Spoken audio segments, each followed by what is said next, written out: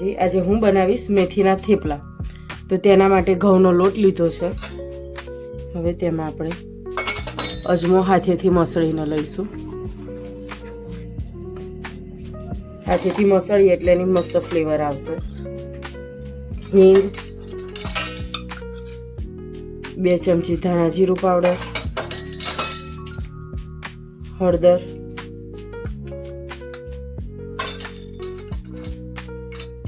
લાલ મરચું પાવડર। લાલ મરચું આપણે થોડું જ એડ કરીશું, લીલા મરચાં એડ કરવાના છે એટલે। તલ 2 ચમચી જેટલા, લીલા મરચાં,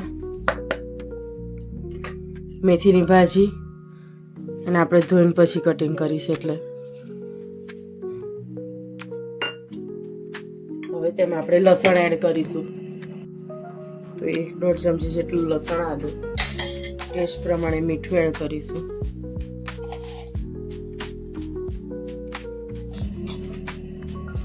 હવે તેમાં આપણે મોણ એડ કરીએ।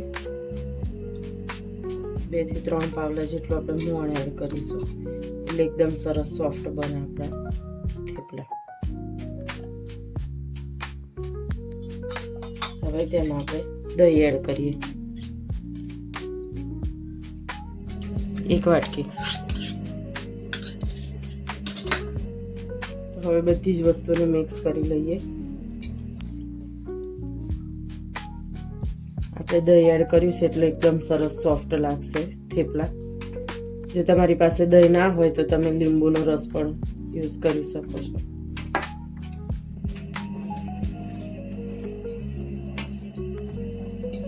તો હવે બધી જ વસ્તુ સરસ મિક્સ થઈ ગઈ છે।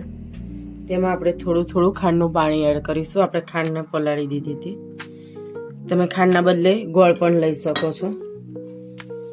થોડું કરી પાણી એડ કરતા જઈશું અને આપણે લોટ બાંધી લઈએ। તો આટલો લોટ છે તો મેં 4 ચમચી જેટલી ખાંડ લીધી હતી।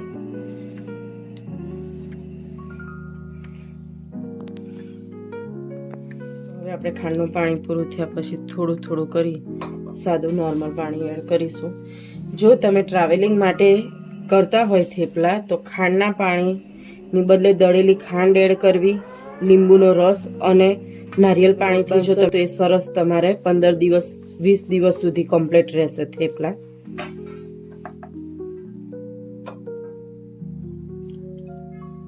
આવી જ રીતે આપણે લોટ બાંધી લઈએ અને આ લોટ પણ તમે ફ્રીજમાં 4-5 દિવસ સુધી રાખી અને ગરમ થેપલા બનાવીને ખાઈ શકો છો।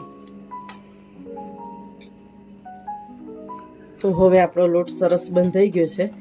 તેને આપણે 10 થી 15 મિનિટ માટે રેસ્ટ આપીશું, પછી આપણે થેપલા બનાવી લઈએ। 10 થી 15 મિનિટ થયા પછી આપણે એક લુવો લઈશું અને થેપલા વણી લઈએ। થોડું અટામણ આવી રીતે લઈ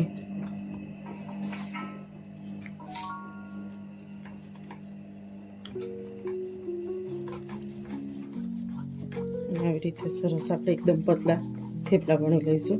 જો તમારે ઘરે ખાવા હોય તો થોડાક તમે જાડા પણ રાખી શકો, પણ જો તમે ટ્રાવેલિંગમાં લઈ જવાના હોય તો એકદમ પતલા કરવાના, શેકી અને પૂરા કરી રાખવાના છૂટા એટલે તમારે સરસ અઠવાડિયા સુધી રહેશે।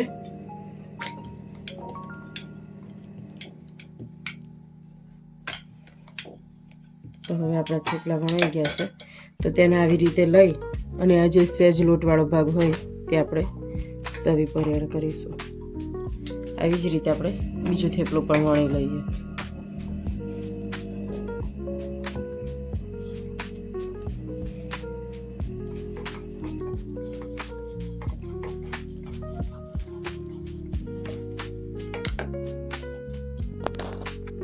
તો ધીમા ગેસે એક બાજુ શેકાઈ ગયા પછી આપણે તેને પલટાવી ગેસની ફ્લેમ ફૂલ કરી દઈશું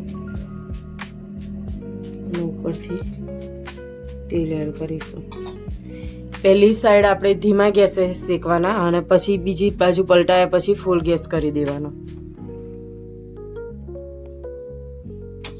તો હવે આપણે પલટાવી અને બીજી સાઈડે પણ થોડું તેલ એડ કરી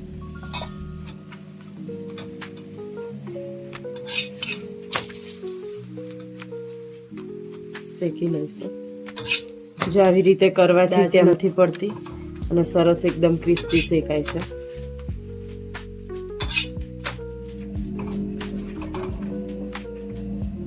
બધી બાજુથી પ્રેસ કરતા જઈએ અને શેકી લેવાના. તો હવે આવી જ રીતે આપણે બીજું થેપલું પણ તેના પર એડ કરીશું.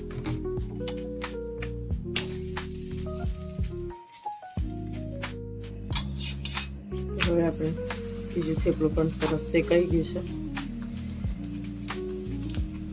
આવી રીતે બધી જ બાજુ આપણે પ્રેસ કરીશું અને પછી થોડું બીજી સાઈડે પણ તેલ એડ કરીએ અને એકદમ ગોલ્ડન બ્રાઉન કલરના થઈ ગયા છે.